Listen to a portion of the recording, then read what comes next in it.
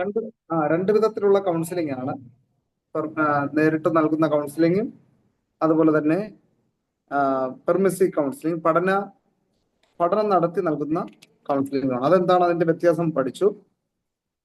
അപ്പോൾ തന്നെ നമുക്ക് കൗൺസിലിംഗ്, ഒരു വ്യക്തിയെ കൗൺസിലിംഗ് ചെയ്യേണ്ടുന്ന ചില നിർദ്ദേശങ്ങളെ കുറിച്ചാണ് നമ്മൾ പറഞ്ഞുകൊണ്ടിരിക്കുന്നത്. ഒന്ന്,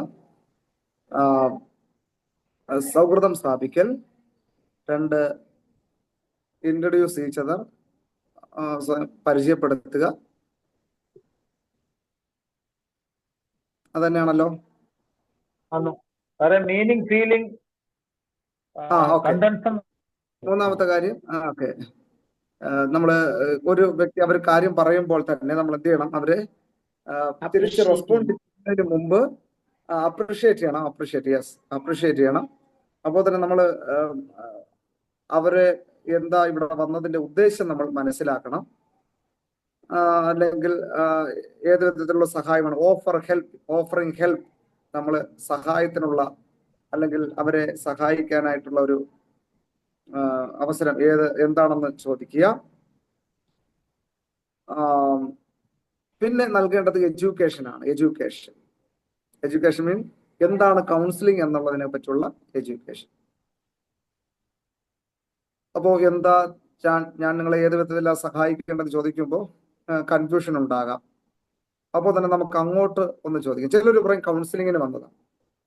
അപ്പോൾ നമുക്ക് ചോദിക്കാം, എന്താ കൗൺസിലിങ്ങിനെ കുറിച്ച് താങ്കൾക്കുള്ള മനോഭാവം എന്തോ, അല്ലെങ്കിൽ അഭിപ്രായം എന്തോ, എന്താ അറിവ് എന്നുള്ളത് ചോദിക്കാം.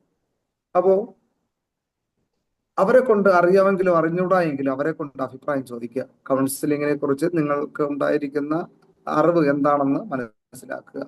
ഒന്ന് പറയുക. അത് തെറ്റാണെങ്കിലും ശരിയാണെങ്കിലും നമ്മൾ അവരെ അപ്രിഷിയേറ്റ് ചെയ്യും. ഓക്കെ, കൗൺസിലിങ്ങിനെ പറ്റി നല്ലൊരു അഭിപ്രായം നിങ്ങൾക്കുണ്ട് എന്ന് മനസ്സിലാക്കിയിട്ട് യഥാർത്ഥത്തിൽ കൗൺസിലിംഗ് അവർ പറയും, ഓക്കെ, എനിക്ക് മറ്റു പ്രശ്നങ്ങളൊന്നുമില്ല. കൗൺസിലിംഗ് മാനസികമായിട്ട് സംഘർഷം അനുഭവിക്കുന്നവർക്ക് ആയിരിക്കാം എന്ന് ചിലപ്പോൾ പറയും. അവർ തെറ്റാണ് പറയുന്നെങ്കിൽ പോലും നമ്മൾ എന്ത് ചെയ്യരുത്, അവരെ കുറ്റപ്പെടുത്തരുത്. പക്ഷെ അവരെന്ത് ചെയ്യണം? അപ്രിഷിയേറ്റ് ചെയ്തിട്ട്, ഓക്കെ, നിങ്ങൾക്ക് എന്തെങ്കിലും ഒരു ഐഡിയ ഉണ്ടല്ലോ. പക്ഷെ കൗൺസിലിംഗ് എന്ന് പറയുന്നത് യഥാർത്ഥത്തിൽ നാം അനുഭവിക്കുന്ന പ്രയാസങ്ങൾ മറ്റൊരാളോട് തുറന്നു പറയുന്നതിലൂടെ നമുക്കുണ്ടാകുന്ന ആ പ്രശ്നത്തിനുണ്ടാകുന്ന പരിഹാരം നമുക്ക് തന്നെ മനസ്സിലാകാനായിട്ട് പറ്റും. മനസ്സിലുണ്ടാകുന്ന ഒരു ഉൾക്കാഴ്ച, അതാണ് കൗൺസിലിംഗ്. അങ്ങനെയാണെങ്കിൽ അപ്പോൾ ഇപ്പോൾ മനസ്സിലായല്ലോ, ഇതാണ് ഇച്ചിരി കൂടെ വ്യക്തമായിട്ട് കൗൺസിലിംഗ് എന്നത് അവരെ മനസ്സിലാക്കിയ ശേഷം ഓരോരുത്തരുടെ ജീവിതത്തിൽ ഒന്നല്ലെങ്കിൽ മറ്റൊരു തരത്തിലുള്ള പ്രതിസന്ധി എല്ലാവരുടെയും ജീവിതത്തിലുണ്ട് എന്നുള്ള കാര്യം പറയുക. അപ്പോ നമ്മൾ ആ വ്യക്തിക്ക് മാത്രമല്ല പ്രയാസമുണ്ട് എന്ന് പറയുന്നത്. അങ്ങനെ പറയുന്നതിലൂടെ നിങ്ങൾക്ക് മാത്രമല്ല കൗൺസിലിംഗ്, ഓരോ സാധാരണ ജീവിതം നയിക്കുന്ന ഓരോ വ്യക്തിക്കും സന്തോഷമില്ലായ്മയും ഉത്കണ്ഠകളും ആകുലകളും അവരുടെ ജീവിതത്തിൽ വരുമ്പോൾ അവരെ പരിഹാരം കണ്ടെത്താനായിട്ട് സഹായിക്കുന്ന ഒരു പ്രക്രിയയാണ് കൗൺസിലിംഗ്. ആ കൗൺസിലിംഗ് ലഭിക്കുന്നത് നമ്മുടെ പ്രയാസങ്ങൾ മറ്റൊരാളോട് തുറന്നു പറയുന്നതിലൂടെയാണ് എന്നുള്ളത് അത് പറയും. അപ്പോ അങ്ങനെയാണെങ്കിൽ താങ്കൾക്ക് ഏത് വിധത്തിലുള്ള പ്രയാസമാണ്, പ്രതിസന്ധിയാണ് താങ്കൾക്ക് എന്നോട് തുറന്നു പറയണം എന്ന് ഉള്ളത്, അല്ലെങ്കിൽ പറയാൻ ആഗ്രഹിക്കുന്നത് എന്ന് പറയുമ്പോഴും ചിലപ്പോൾ ചിലവരെ സംബന്ധിച്ചിടത്തോളം അപ്പോഴേക്കും ഫ്രീ മൈൻഡ് ആകും. അവർക്ക് പറയാനായിട്ടുള്ളത് പറഞ്ഞു തുടങ്ങും. അല്ലെങ്കിൽ തന്നെ ഒരു കൗൺസിലറിന്റെ ഒരു സപ്പോർട്ട് ഉണ്ടാകും. അപ്പോൾ നമ്മൾ ഓരോ കാര്യം പറഞ്ഞു. ചിലരെ സംബന്ധിച്ചിടത്തോളം പഠന വൈകല്യമായിരിക്കാം, പഠിക്കാനായിട്ടുള്ള ബുദ്ധിമുട്ടായിരിക്കും, അത് പ്രത്യേക സബ്ജക്റ്റിനോടുള്ള ബുദ്ധിമുട്ടായിരിക്കും. പിന്നെ രണ്ട്, ചിലപ്പോ കുടുംബത്തിലുള്ള എന്തെങ്കിലും പ്രയാസങ്ങളായിരിക്കാം, മാതാപിതാക്കൾ തമ്മിലുള്ള കലാപങ്ങളോ, അല്ലെങ്കിൽ പിതാവിന്റെ മദ്യപാനമോ, അല്ലെങ്കിൽ മറ്റേതെങ്കിലും പ്രതിസന്ധി ആയിരിക്കും.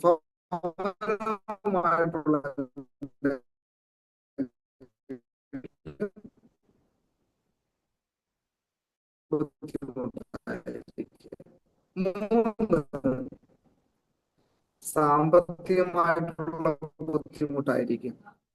സമയത്തിന് ഫീസ് അടയ്ക്കാത്തതോ, അത് കുഞ്ഞുങ്ങളുടെ പഠനത്തെയും നിങ്ങളുടെ സൗഹൃദത്തിൽ ഉണ്ടായ എന്തെങ്കിലും പാളിച്ചകളായിരുന്നോ, അല്ലെങ്കിൽ നിങ്ങൾക്ക് നല്ലൊരു കൂട്ടുകാർ ലഭിക്കാത്തതാണോ എന്നുള്ളത്. 5, ഇതല്ല മറ്റേതെങ്കിലും പ്രതിസന്ധിയാണോ? നമുക്ക് അഡിക്ഷൻ എന്നോ മദ്യപാനം എന്നൊന്നും പറയാൻ പറ്റത്തില്ല. മറ്റേതെങ്കിലും പ്രയാസമാണോ എന്ന് പറഞ്ഞു. സാർ ഈ പറഞ്ഞത് ഒന്നുകൂടെ പറയാമോ? ഇത് കേട്ടില്ല, വോയിസ് ബ്രേക്ക് ആയിരുന്നു. പറയാം. Okay, voice break. ഞാൻ ക്യാമറ ഓഫ് ആക്കാം. ഓക്കെ, ഞാൻ പറഞ്ഞത് ഇപ്പോൾ നമ്മൾ കൗൺസിലിങ്ങിനെ പറ്റിയുള്ള ഒരു അവയർനെസ് അവർക്ക് കൊടുക്കുക. എന്താണ് കൗൺസിലിംഗ് എന്ന് ആദ്യം അവരുടെ പ്രയാസങ്ങൾ നമ്മൾ തുറന്ന് ചോദിക്കുന്നതിന് മുമ്പ് തന്നെ കൗൺസിലിംഗ് എന്താണെന്ന് അവർക്കൊരു ബോധ്യം കൊടുക്കുക. അപ്പോൾ എല്ലാ കൗൺസിലിംഗ് എന്താണെന്ന് അറിയത്തില്ലായിരിക്കാം.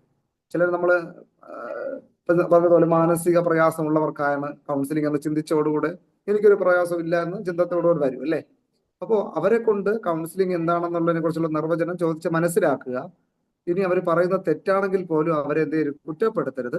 താങ്കൾ പറഞ്ഞത് ശരിയാണ്, എങ്കിലും കൗൺസിലിംഗ് എന്ന് പറഞ്ഞു കഴിഞ്ഞാൽ ഒരു സാധാരണമായ ജീവിതം നയിക്കുന്ന ഒരു വ്യക്തി സന്തോഷമില്ലായ്മയും ആകുലതകളും ജീവിതത്തിൽ വരുമ്പോൾ അവരെ സാധാരണ ജീവിതത്തിലേക്ക് നയിക്കാനായിട്ട് സഹായിക്കുന്ന ഒരു പരിഹാര മാർഗമാണ് കൗൺസിലിംഗ്. ഇത് ഈ വ്യക്തി താൻ അനുഭവിക്കുന്ന പ്രയാസങ്ങൾ മറ്റൊരു വ്യക്തിയോടുകൂടെ തുറന്നു പറയുന്നതിലൂടെ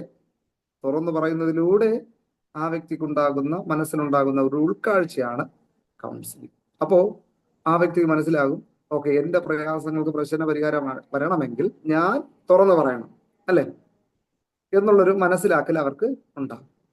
അപ്പോ ഇപ്പൊ മനസ്സിലായോ കൗൺസിലിംഗ് എന്താണെന്നുള്ളത് മനസ്സിലായോ എന്ന് ചോദിക്കണം. അപ്പോൾ പറയും, എന്താണ് നമ്മൾ തുറന്നു പറയുന്നതിലൂടെ നമുക്കുണ്ടാകുന്ന ഒരു ഉൾക്കാഴ്ച. ഓക്കെ, അങ്ങനെയാണെങ്കിൽ താങ്കൾക്ക് എന്നോട് എന്താ പറയാനുള്ളത്? ഏത് വിധത്തിലുള്ള സഹായമാണ് താങ്കൾ എന്നിൽ നിന്ന് പ്രതീക്ഷിക്കുന്നത്?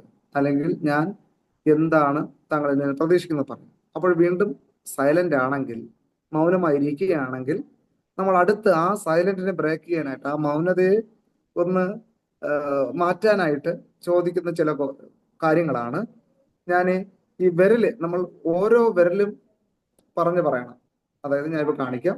നമ്മൾ പറയുന്ന ആ കാര്യം ഓർത്തിരിക്കണം അല്ലെ. ഒന്നാമത് പറഞ്ഞിരിക്കുന്ന കാര്യം ഓർത്തിരിക്കണം. രണ്ടാമത് എന്താണ് പറഞ്ഞിരിക്കുന്നത് ഓർത്തിരിക്കണം. ഒന്ന് ഞാൻ പറഞ്ഞ എന്താണ്, നിങ്ങളുടെ പഠനത്തെ സംബന്ധിക്കുന്ന എന്തെങ്കിലും കാര്യങ്ങളാണോ, ഏതെങ്കിലും വിഷയങ്ങൾ അല്ലെങ്കിൽ ഇന്ന കാര്യങ്ങളായിരിക്കാം ബുദ്ധിമുട്ടൊന്നും പറയരുത്. എന്തെങ്കിലും ആണോ എന്ന് ചോദിക്കുക. രണ്ടാമത്തെ ഓപ്ഷൻ നിങ്ങളുടെ കുടുംബം അല്ലെങ്കിൽ 3 ഫൈനാൻഷ്യൽ ഇഷ്യൂസ് ആണോ. 4 നിങ്ങളുടെ സൗഹൃദവുമായിട്ടുള്ള അല്ലെങ്കിൽ സഹപാഠികളുമായിട്ടുള്ള എന്തെങ്കിലും പ്രയാസമാണോ. അതോ 5 മറ്റേതെങ്കിലും പ്രയാസങ്ങളാണോ. ഇതിൽ ഏത് തരത്തിലുള്ള പ്രയാസമാണ് നിങ്ങൾക്ക് എന്നോട് പറയാൻ ആഗ്രഹിക്കുന്നത്. നമ്മൾ ഓപ്ഷൻ കൊടുക്കുക. അപ്പോഴും പറയത്തില്ല. അപ്പോൾ നമ്മൾ ഈ വിരല് പറഞ്ഞിരിക്കുന്നത് നോക്കുക. അപ്പോൾ നിങ്ങൾക്ക് പറയാൻ ബുദ്ധിമുട്ടാണെങ്കിൽ നിങ്ങൾക്ക് ഇതിൽ ഏതാണെന്ന് തൊട്ട് കാണിച്ചാൽ മതി എന്ന് പറയും. ഓക്കെ, അപ്പോൾ ആ ഓപ്ഷൻ എല്ലാവർക്കും ഇഷ്ടമാണ്. നമ്മുടെ പ്രയാസങ്ങൾ മറ്റുള്ളവരോട് തുറന്നു പറയാൻ ബുദ്ധിമുട്ടാണ്. പക്ഷെ നമ്മൾ ഈ ഒരു ടെക്നിക്ക് ആണെങ്കിൽ ചിലപ്പോൾ പറയും. അപ്പോൾ അവർ ഏത് വിരലാണ് തൊടുന്നത് നോക്കി കഴിഞ്ഞാൽ ആ പ്രയാസം നമ്മൾ എന്താണ് പറഞ്ഞതെന്നുള്ളത് നമ്മൾ ഓർത്തിരിക്കണം, അല്ലെങ്കിൽ പണി പാളും. മനസ്സിലായോ? അതൊരു ടെക്നിക്കാണ്. അപ്പോൾ ഞാൻ ആദ്യം പറഞ്ഞത് എന്തുവാ, പഠന വൈകല്യമാണോ. രണ്ടാമത് എന്താ പറഞ്ഞേക്കുന്നത്, ഫാമിലി പ്രോബ്ലംസ് എന്തെങ്കിലും ആണോ. മൂന്നാമത് പറഞ്ഞേക്കുന്നത് ഫൈനാൻഷ്യൽ ഇഷ്യൂസ് ആണോ. നാലാമത് പറഞ്ഞേക്കുന്നത് സൗഹൃദത്തിലുണ്ടായ എന്തെങ്കിലും പ്രയാസങ്ങളാണോ. 5 മറ്റേതെങ്കിലും വിഷയമാണോ.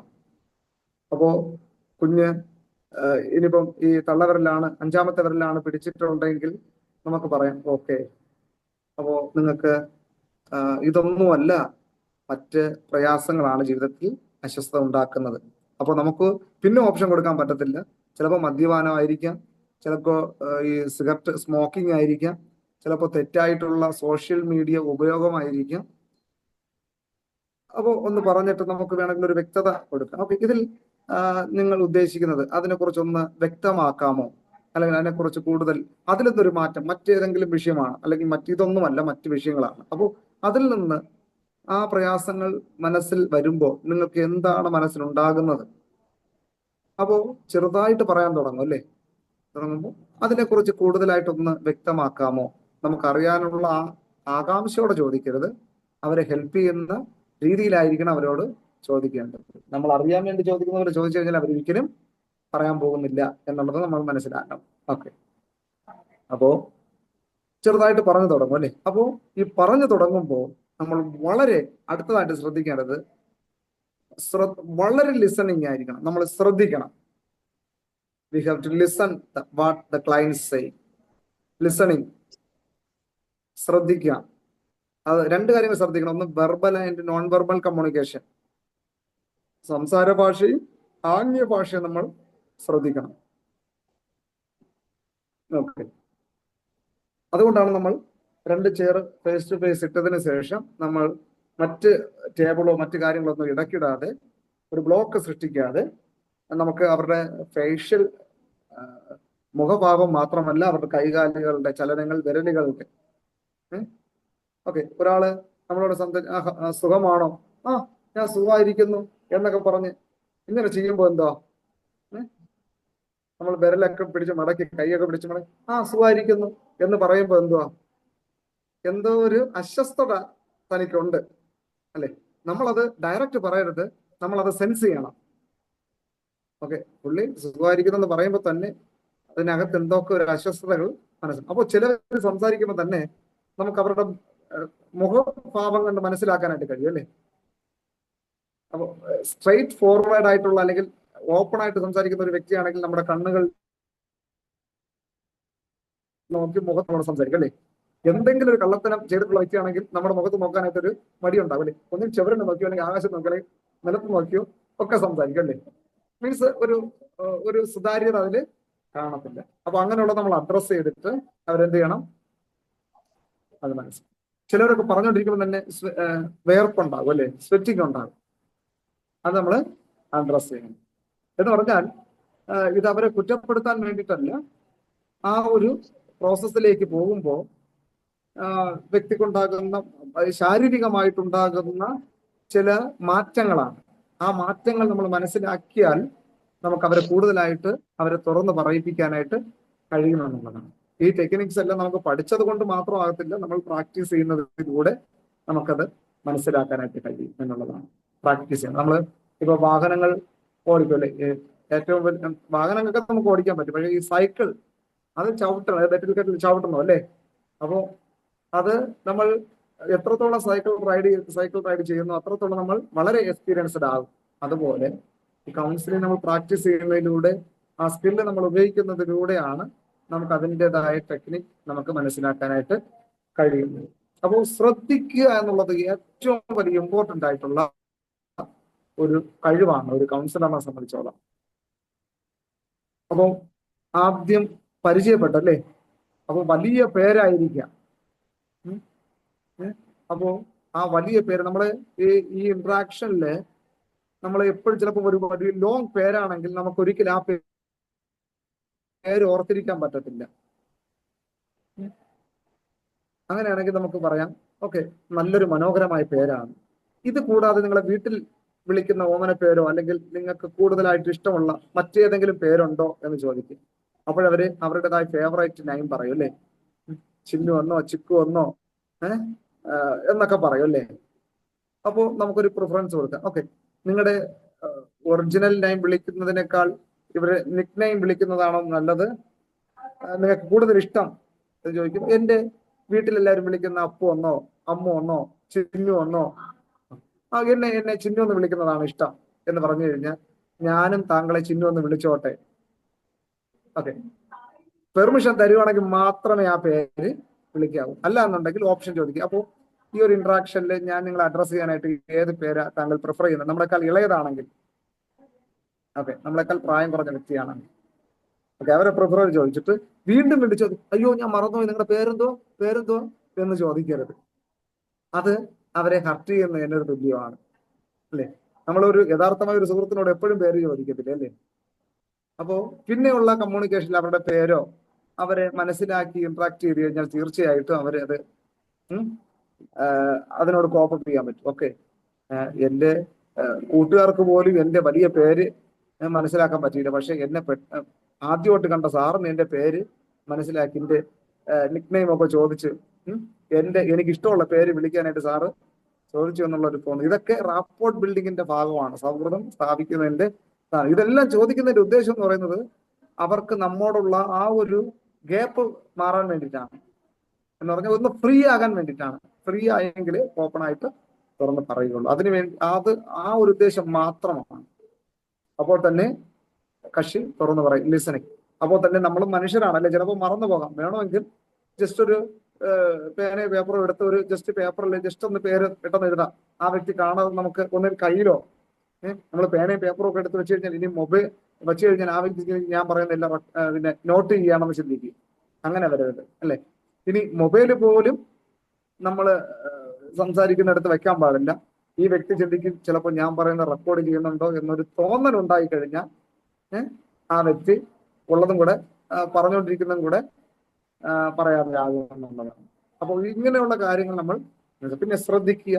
പറയുന്ന കാര്യങ്ങൾ അയ്യോ ഞാൻ കേട്ടില്ല, അല്ലെങ്കിൽ എനിക്ക് വ്യക്തമായില്ല, ഒന്നുകൂടെ അതിനെക്കുറിച്ചൊന്ന് പറയാമോ എന്ന് ചോദിക്കാം. അയ്യോ എന്ന് പറഞ്ഞ് ആവർത്തിച്ച് കഴിഞ്ഞാൽ ക്വസ്റ്റ്യൻ ചോദിച്ചു കഴിഞ്ഞാൽ അവര് പറയാനായിട്ടുള്ള വിസമ്മതം ഉണ്ടാകും. അപ്പോൾ അവോയ്ഡ് ക്വസ്റ്റ്യനിങ് ആണ്.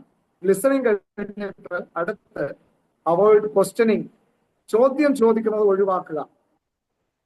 വൈ, വെൻ, വെയർ, ഹൗ, എപ്പോ, എങ്ങനെ, എവിടെ, എന്ത് എന്നുള്ള ക്വസ്റ്റ്യൻ നമ്മൾ എന്ത് ചെയ്യണം, കഴിവതും ഒഴിവാക്കുക എന്നുള്ളതാണ്.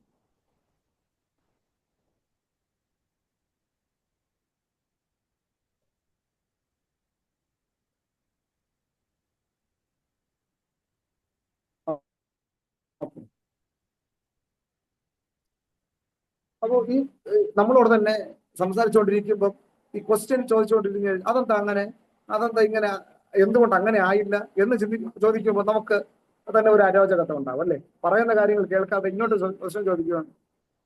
ഇനി അടുത്തൊരു ടെക്നിക്ക് എന്ന് പറയുന്നത്, നമ്മൾ വ്യക്തിക്ക് പ്രാധാന്യത കൊടുക്കുക, പ്രയാസത്തിനല്ല, പ്രശ്നത്തിനല്ല പ്രാധാന്യം കൊടുക്കേണ്ടത്.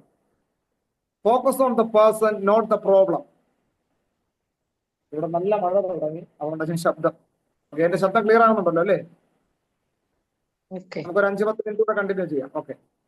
അപ്പോ ഈ പ്രശ്നത്തിന് മുൻഗണന കൊടുക്കാതെ വ്യക്തിക്ക് മുൻഗണന കൊടുക്കുക. നമുക്ക് വ്യക്തിയാണ് പ്രധാനം. ചിലവര് അയ്യോ പ്രശ്നത്തിന് മുൻതൂക്കം കൊടുക്കും അല്ലേ. അയ്യോ എന്നാലും നിങ്ങളെ കണ്ടാ ഇങ്ങനെയൊന്നും പറയത്തില്ല, ഇത് ഇത്രയും പ്രശ്നമുള്ള ആളാണോ എൻ്റെ അടുത്ത് ഇരിക്കുന്നത് എന്നൊരു ചിന്തയോട് കൂടി ഇരുന്ന് കഴിഞ്ഞാൽ ആ വ്യക്തി നമ്മളെന്തോ എരുതിയിൽ എണ്ണ ഒഴിക്കുന്നത് പോലെ അല്ലേ, ചെറിയ പ്രശ്നത്തിലൂടെ വന്നു വലിയ പ്രയാസമുള്ള വ്യക്തിയായിട്ട് മടങ്ങിപ്പോയി. അപ്പോ വ്യക്തിക്ക് പ്രാധാന്യത കൊടുക്കുക. കർത്താവ്, ഞാൻ പറഞ്ഞില്ലേ, കർത്താവ് യേശു ക്രിസ്തു നല്ലൊരു കൗൺസിലറാണ്. കർത്താവിന്റെ കൗൺസിലിംഗ് നേതൃത്വം മറ്റുള്ളവരെ ഒരിക്കൽ ശിഷ്യന്മാര് കുരുടനായ വ്യക്തിയോട് ചോദിച്ചു അല്ലേ, കർത്താവിനോട് ചോദിക്കുകയാണ്, കർത്താവ് ഈ കുരുടനായ വ്യക്തി ഇങ്ങനെ കുരുടനായി പറക്കാനായിട്ട് ആരാണ് പാപം ചെയ്തത്? കർത്താവ് ആ വ്യക്തിയെ സ്നേഹിച്ചതുകൊണ്ടാണ് പറയാനാണ് അല്ലെ, അവനോ അവന്റെ അമ്മയപ്പന്മാരും പാപം ചെയ്തിട്ടില്ല, അവനെ ദൈവപ്രവൃത്തി അവങ്കൽ വെളിപ്പെടേണ്ടതിനാണെന്ന് പറഞ്ഞു അല്ലെ. അപ്പൊ വ്യക്തിക്ക് പ്രാധാന്യത കൊടുക്കുകയാണ് അവിടെ. സക്കായി പാപിയായ മനുഷ്യനാണ്. കർത്താവ് സക്കായിയുടെ വീട്ടിൽ രാപാർക്കാൻ പോയെന്ന് അറിഞ്ഞപ്പോ മറ്റുള്ളവരൊക്കെ പറയുന്ന ഒരു കാര്യമുണ്ട്, പാപിയായ വ്യക്തിയോടുകൂടെ അവൻ താമസിക്കാൻ പോയെന്ന്. പക്ഷെ കർത്താവ് ഒരിക്കലും പാപി എന്ന് അവൻ സക്കായിയോട് പറഞ്ഞില്ല അല്ലെ. പക്ഷെ സക്കായി യഥാർത്ഥത്തിൽ കർത്താവ് ഞാൻ പാപിയാണെന്ന് പറഞ്ഞ് കർത്താവിന്റെ കാൽക്കൽ വീണു. അപ്പൊ വ്യക്തിക്ക് പ്രാധാന്യത കൊടുക്കുക, പ്രശ്നത്തെ അല്ല പ്രാധാന്യത നമ്മൾ കൊടുക്കുക. നമ്മൾ നമ്മുടെ മുമ്പിൽ അടുക്കാത്തതിന്റെ കാരണം എന്ന് പറയുന്നത്, നമ്മൾ എന്താണ്, അവരുടെ പ്രശ്നത്തെ വലുതായിട്ട് കാണും, വ്യക്തിയെ വില കുറച്ച് കാണും. അതാണ് വാസ്തവം. ഓക്കെ. അപ്പൊ അതാണ് focus on the person, not the problem.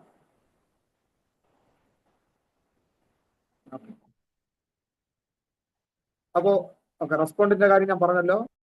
നമ്മൾ പ്രതികരിക്കുന്ന സമയത്ത് വ്യക്തി പറഞ്ഞ കാര്യങ്ങളുടെ 3 ഭാവങ്ങൾ, അർത്ഥം, ഉള്ളടക്കം, ഫീലിംഗ്, ഇത് 3 മനസ്സിലാക്കിയിട്ട് വേണം നമ്മൾ റെസ്പോണ്ട് ചെയ്യാനായിട്ട്. പിന്നെ ഓരോ സെഷനും 40 മുതൽ 50 സെഷൻ കവിയരുത്. കൂടുതൽ ചിലപ്പോൾ പറഞ്ഞ് ഒക്കെ പറയാം. അവസാനം നിർത്തുന്നതിന് മുമ്പായിട്ട് ഒരു സമ്മറി, ഓക്കെ നമ്മൾ ഇത്രയും കാര്യങ്ങളാണെന്ന് പറഞ്ഞത്, പിന്നെ കാര്യങ്ങൾ, ഇനി അടുത്ത നമുക്ക് ഒരു അപ്പോയിന്റ്മെന്റ് കൊടുക്കണം. ഒരു 5 ദിവസം കഴിഞ്ഞിട്ടോ അല്ലെങ്കിൽ ഒരാഴ്ച കഴിഞ്ഞിട്ടോ ആ വ്യക്തിയുടെ പ്രിഫറൻസ് അനുസരിച്ച് ടൈം കൊടുക്കുക. ടൈം കൊടുത്തിട്ട് ഇനി വരുമ്പോൾ നിങ്ങൾ എന്ത് മാറ്റമാണ് ഇനി അടുത്ത് എന്നെ കൗൺസിലിങ്ങിന് വരുമോ എന്ന് ചോദിക്കുക വരുമോ എന്ന് പറയുകയാണെങ്കിൽ നിങ്ങൾ അടുത്ത് വരുമ്പോൾ നിങ്ങൾ എന്താണ് പ്രതീക്ഷിക്കുന്നത്, അല്ലെങ്കിൽ എന്താണ് പറയാൻ ആഗ്രഹിക്കുന്നത്? അപ്പോൾ പറയും എനിക്ക് ഇന്ന ഇന്ന കാര്യങ്ങളുണ്ട്, അതിനൊന്നൊരു മാറ്റം ഞാൻ ആഗ്രഹിക്കുന്നു പറയാം അല്ലേ എന്ന് പറഞ്ഞ് സുഗമമായിട്ട് നമ്മൾ പാസ്റ്റർ ഒരു ഇടയ കൗൺസിലിംഗ് ആകുമ്പോൾ നമുക്ക് വേണമെങ്കിൽ ഒന്ന് അവർക്ക് വേണ്ടി ഒന്ന് പ്രാർത്ഥിച്ചിട്ട് പറഞ്ഞ കാര്യങ്ങളൊന്ന് പറഞ്ഞൊന്ന് പ്രാർത്ഥിച്ച് നിർത്തുകയും ചെയ്യാവുന്നതാണ് അല്ലേ. അപ്പൊ ഇത്രയും കാര്യങ്ങളാണ്, ഇത്രയും പ്രധാനമായിട്ടുള്ള ടെക്നിക്കുകൾ മനസ്സിലാക്കി കഴിഞ്ഞാൽ നമുക്ക് ഒരാളെ അവരുടെ പ്രതിസന്ധിയെ ഹെൽപ്പ് ചെയ്യാനായിട്ട് നമുക്ക് കഴിയും എന്നുള്ളതാണ്. ഇതിൽ ഏതെങ്കിലും സംശയം ഉണ്ടോ? അല്ലെ നമുക്ക് പ്രാർത്ഥിച്ച് ഇന്നത്തെ ക്ലാസ് അവസാനിപ്പിക്കാം. മുൻഗണന കൊടുക്കേണ്ടത് ആ രണ്ട് വിഷയം കൗൺസിലിങ്ങിന് വരുന്നില്ലേ നമ്മുടെ ഫ്രണ്ടില് സഹായത്തിന് വേണ്ടി വരുന്ന വ്യക്തിയെ നമ്മൾ പ്രാധാന്യത കൊടുക്കണം. അവർ പറയുന്ന പ്രശ്നത്തിന് അല്ല. പ്രശ്നം നമുക്ക് അത് നമ്മളൊരു പ്രശ്നമായിട്ട് എടുക്കരുത്, അതിന് മുൻഗണന കൊടുക്കരുത്. ഇപ്പൊ കൗൺസിലിംഗ് ഒരു കക്ഷിക്ക് അല്ലെങ്കിൽ കൗൺസിലിംഗ് വരുന്ന കക്ഷിക്ക് അവർക്ക് പരിഹാരം കിട്ടുമോ ഇല്ലയോ എന്നതിനെ കുറിച്ച് നമ്മൾ വിഷമിക്കേണ്ട കാര്യമില്ല. അവർക്ക് സൗഖ്യം വേണമെങ്കിൽ എന്ത് ചെയ്യണം? ഡോക്ടർക്ക് മരുന്ന് പ്രിസ്ക്രൈബ് ചെയ്യാനേ പറ്റുള്ളൂ, രോഗിക്ക് വേണ്ടി മരുന്ന് കഴിക്കാൻ പറ്റത്തില്ല അല്ലേ. എന്നതുപോലെ അവർക്ക് കൗൺസിലിംഗ് എന്ന് പറയുന്നത് നമ്മൾ തുറന്നു പറയുന്നതിലൂടെ നമുക്കുണ്ടാകുന്ന ഒരു ഇൻസൈറ്റ് ആണ്, ഉൾക്കാഴ്ച. അപ്പൊ ആ ഉൾക്കാഴ്ച ലഭിക്കണമെങ്കിൽ ഞാൻ തുറന്നു പറയണം അല്ലെ. അതിനെക്കുറിച്ച് ഒരു അവയർനെസ് ക്ലാസ് എഡ്യൂക്കേഷൻ നമ്മൾ കൊടുക്കണം. അതിനുശേഷം കാര്യങ്ങളെല്ലാം നമ്മൾ ചെയ്യേണ്ടത്. അതുകൊണ്ട് വ്യക്തിക്കാണ് നമ്മൾ മുൻഗണന കൊടുക്കേണ്ടത്, പ്രശ്നത്തിനല്ല. അവസ്ഥ എന്തുവാ, അല്ലെങ്കിൽ നിങ്ങൾ ആ സമയം ചിന്തിക്കുന്നത് എന്താ, അല്ലെങ്കിൽ ചെയ്യുന്നത് എന്താ, നിങ്ങളുടെ പ്രവൃത്തി എന്താണ്, അതൊക്കെ പിന്നെ അടുത്ത രണ്ടാമത്തെ സെഷനിലൊക്കെ വരുമ്പോഴേ അപ്പോൾ നമ്മൾ കൂടുതൽ ആ വ്യക്തിയുമായിട്ട് നമ്മൾ അടുത്ത് കഴിയും. എല്ലാറ്റിനും സാരം എന്ന് പറഞ്ഞാൽ ആ വ്യക്തിയുമായിട്ട് നമ്മളൊരു സൗഹൃദം സ്ഥാപിക്കാതെ ഒരിക്കലും ഒരു കൗൺസിലിംഗ് മുന്നോട്ട് പോകാൻ പറ്റത്തില്ല എന്നുള്ളതാണ്. അതെ, മറ്റേതെങ്കിലും സംശയമുണ്ടോ?